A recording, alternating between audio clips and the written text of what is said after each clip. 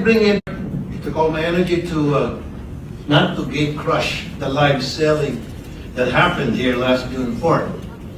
The way it happened, the way it was handled, the statements being made.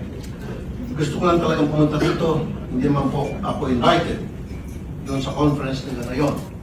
I waited for today's hearing to confront the resourceful persons they present.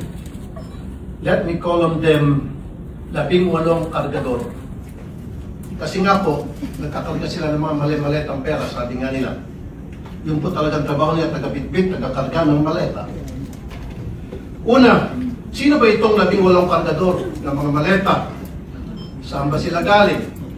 We cannot simply bring in people sa Blue Ribbon Committee na nag-aakusa na mabibigat na paratang nang hindi man lang nalalaman kung karapat-dapat pa sila paniwala. Kasi simula pa lamang po na tinawag silang 18 Marines, may paglilin lang na agad.